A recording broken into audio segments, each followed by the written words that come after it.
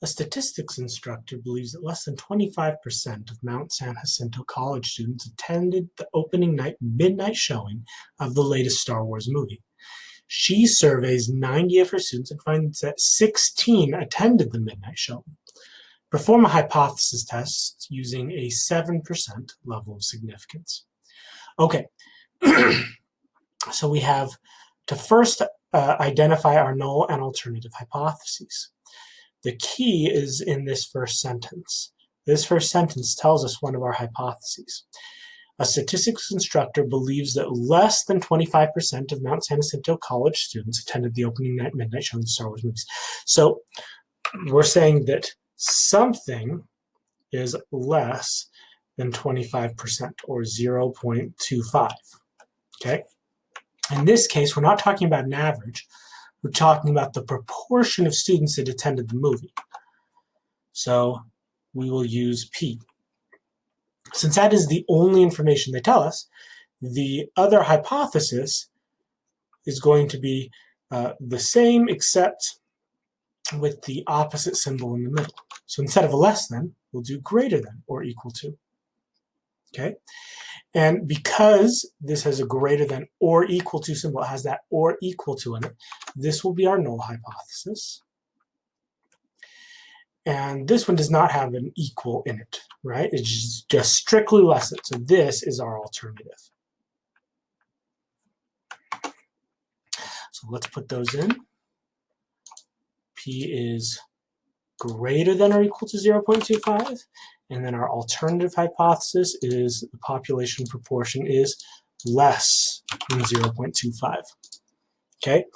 This alternative hypothesis tells you what test you will be performing. We could do a left-tailed, right-tailed, or two-tailed.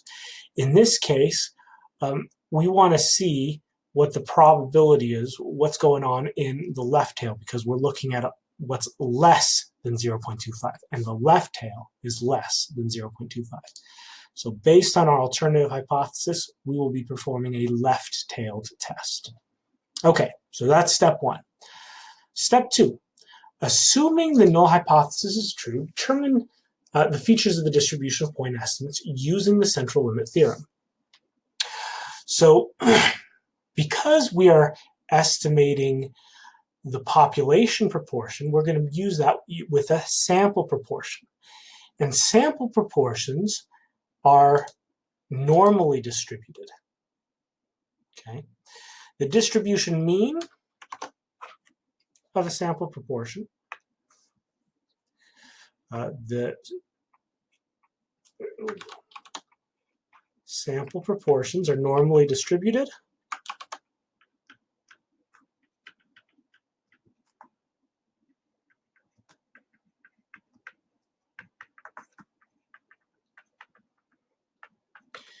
The distribution mean is the population proportion. And the distribution standard deviation is the square root of p times 1 minus p over n. And we recognize that from the central limit theorem. Okay, so for the mean, for this p, we are going to use our null hypothesis. That's what we are assuming. We're assuming the null hypothesis is true, which means we're going to assume the population proportion is 0.25, which is the most extreme value in our hypothesis. So the distribution mean is 0.25 in this case. Okay, that's what we are assuming for now. That's what we are hypothesizing. And then the distribution standard deviation, for that, we will need our notebook.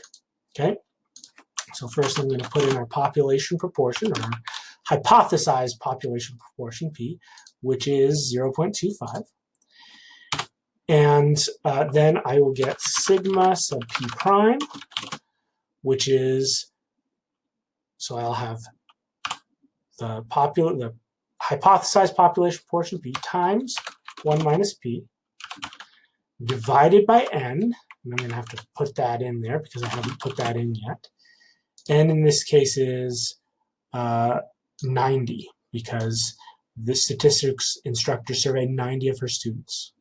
Okay, so N is 90. And that way when I put N down here, we'll know what I'm talking about. And I want the square root of all that.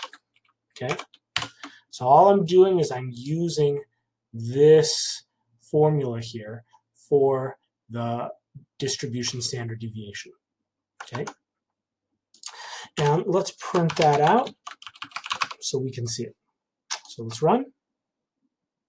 Take a moment to connect. There we go. So our distribution standard deviation is about 0.0456. So we'll copy that.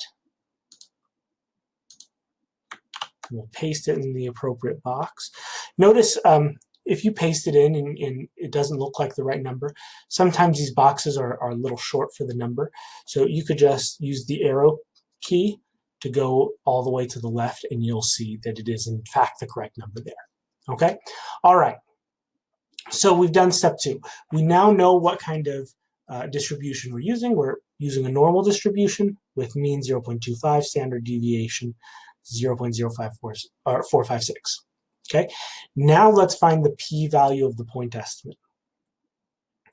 So in this case, we want to know whether p prime is, and since it's a left-tailed test, we will go to the left. So we want p prime less than or equal to our sample proportion.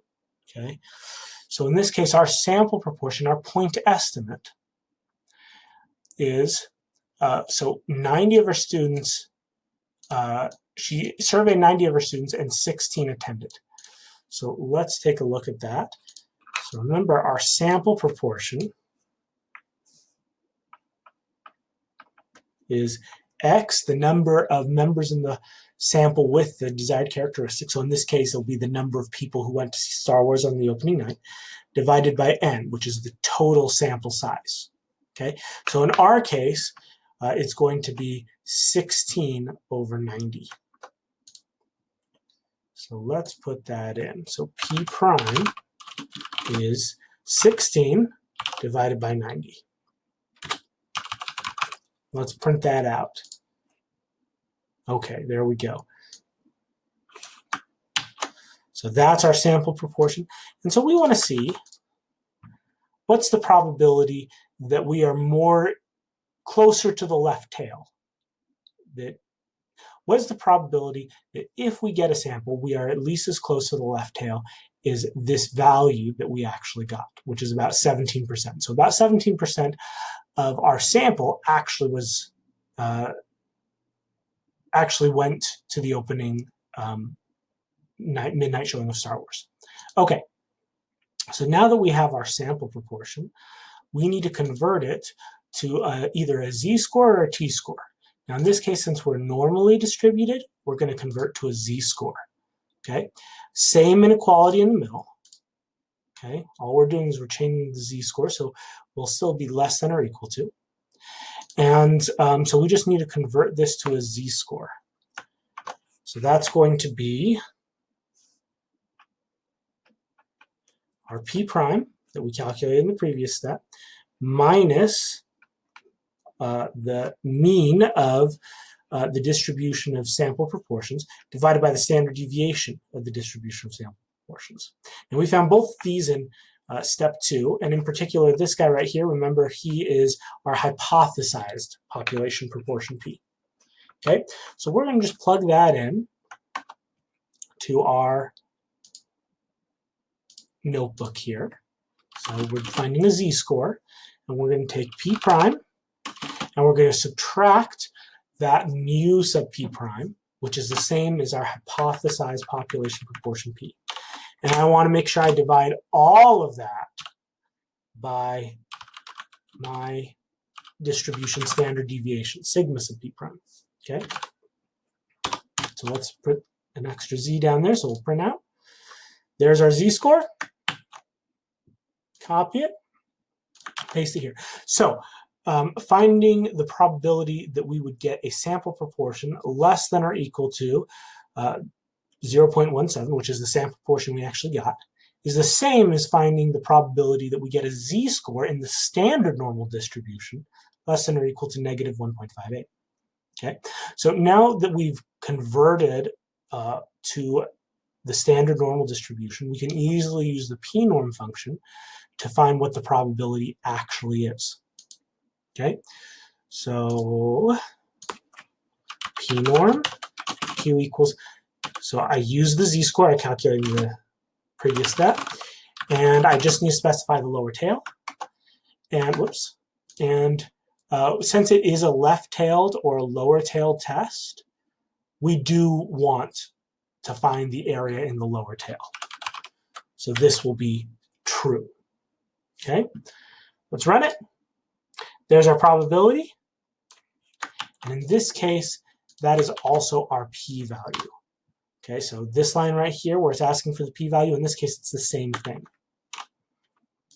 Okay, what this means is that there is a, what is that, about a 5.6% chance that when we take a sample of 90 individuals, that we would have a sample proportion less than or equal to 17.7%. That we would have a sample proportion further towards the left tail than the one we actually got. Okay, so that's kind of a small number, 5.6%. Let's see if it's enough to reject the null hypothesis. So our value, so one more time, there's our p-value. Okay, so notice I put that same number 3 times. Okay, and then over here we want our alpha. Now our alpha was stated at the beginning. We've ignored it until now. We are performing a hypothesis test using a 7% level of significance. So that's our alpha. So we're going to convert that 7% to a decimal. Okay, and in this case, 0.0567, that is less than our alpha, which means it passes that threshold at which we are comfortable of rejecting the null hypothesis. So we will reject the null hypothesis because our probability of obtaining a sample like this, our p-value, is so low. Okay, so now that we have drawn the conclusion, let's express that conclusion in the context of this particular problem. So either we cannot conclude that less than 25% of students attended the opening night midnight showing of the latest Star Wars movie, or we do conclude that less than 25% of students attended the opening night midnight showing of the latest Star Wars movie. So in this case, we want to reject the null hypothesis. So we want to accept the alternative hypothesis. So we are accepting that the population proportion is less than 25%. So we conclude that less than 25% of students attended the opening night midnight showing of the latest Star Wars movie. Okay, let's submit. And we have it.